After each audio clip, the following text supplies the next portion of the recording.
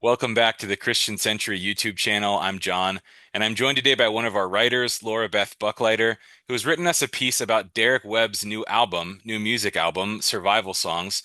So we're going to talk a little bit about that album and about some of its themes of allyship and solidarity. Before we dive into that, Laura Beth, hello. Can you tell us a little bit about Hello. yourself? Yeah, I am a queer Christian pastor, identify as a trans woman, intersex human, lesbian, um, yeah, all of the things. Currently ordained in the Cooperative Baptist Church, and in the process of moving my credentials to the PCUSA, and currently employed by a Disciples Church. So, running the gamut Yeah, a lot of of the stuff there. ecumenical world right there. Yeah, yep, Awesome. yeah. Well, thanks for So, being here. So people can read the essay, which will be linked in the video description below if they please want, like do. an Yeah, yeah. Please go read the essay. yeah. Um, in that, you give kind of an overview of the album and what it's doing as a whole. I thought maybe here today, if you wanted to just pick one of the songs that you really liked and tell us a little bit more about that, that might be cool. Yeah, so I mean the connection to Derek Webb is long. From a listener's perspective, back in his days with Caedmon's Call, and it as I have gone through this journey over the last decade in particular of coming around to accepting myself as who I am and transitioning in my practice of faith in ways of understanding Scripture and God, it has been amazing to see others on the same journey. And so, so much of this album and Derek's vocal acceptance um, and work as an ally just really captures um, a lot of that safety and security that is built up um, in those semi-social relationships. Um, in the past several months and year, I've kind of gotten to get to know Derek a little bit more personally, and so the album was just a huge, huge moment um, for us as a community. I feel like, especially queer Christians, and so the album that really hit me was the "Stay Safe" album, and there's a line in that album that says, "I want you to be free, but I need you alive." And I just got goosebumps again saying it out loud. But there's just something raw and authentic about his voice as an ally that says, yes, I see the need for you to be authentic. I see the need for a culture that is more open to everyone's authenticity. And also, I fear for you. I live with a fear. So not only am I a trans woman, I am a parent of queer kids.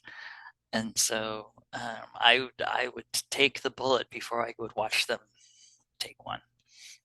And the yeah, there's just something raw and powerful about that song and about all the tracks really, but that's the one that hits home. Yeah, thank you for sharing that. In the essay, reflecting on this album and Derek's allyship, you talk about allyship in general, and you give some lessons that we might take away. Um, I'll abbreviate them here, but you say, be clear about where you stand, tell your own story, but then step aside to let other people tell their stories, and use your momentum in the way that Webb used his momentum in terms of his career of songwriting and musicianship. I wonder if you maybe would want to pick one of those lessons and just give us a little more of your thinking on that. Yeah, I mean, I think they build upon one another, but the culmination of that is really that build your momentum. And I think the temptation, especially in times like this, when there's so much going on in the headlines and so much happening in legislative halls and executive rooms around the country, um, not to mention pews and pulpits, but um, there's this temptation to go and do what everyone is doing. There's a temptation to say, well, now I have to be a protester, or now I have to be a letter writer, or now I have to um, all of a sudden be a theological expert on the Bible and queer identities. Um, and my encouragement to people is do what you've been doing, but do it well on our behalf. If you are a lawyer, um, be a great lawyer and find ways to use your practice and your experience and your expertise, to work in that space. If you're a pastor, work on opening spaces to be more open and visible, um, to people. If you're an educator, educate. Find ways to take your skills and your talents and move them into the community in a productive and helpful way. And if none of that is tracking with you, if none of that, if you say, I don't know where my momentum is, I don't have any momentum here, then stop and listen. Stop and listen and take the first few baby steps, um, to start to build that momentum. Be the pebble, not the boulder in the moment. Let it all start rolling. And you're going to find that it's going to bring out new things, not only in you, um, but in the community that would have been sorely absent had you not made the time and effort to do that. Mm, that's really helpful. Thank you. Yeah. The last thing I was going to ask about, near the end of the essay, you mentioned Mm-hmm. something Derek noted, which is that being an affirming presence in someone's life can be the number one thing we do in terms of harm prevention. And that concept, I'm sure, means something a little different for an ally like Derek Webb versus someone on the receiving end of that allyship or solidarity or affirming presence. I wondered if you'd be willing to just share with us a little bit of your own perspective on Yeah. the relationship between affirmation and harm prevention. Yeah. We can't say this a lot about things around the queer community, especially around queer spirituality, but this is something we have a lot of statistics for. Um, this isn't Derek's personal opinion. This is something that everyone from the HRC to QCF, um, strong ally organizations, have done a lot of homework to say, look, just having one affirming cis straight adult in the life of a youth, um, can mean the difference between life and death. Um, Especially then that is grows exponentially when we start talking about faith communities and people of spiritual authority and sort of perceived spiritual authority.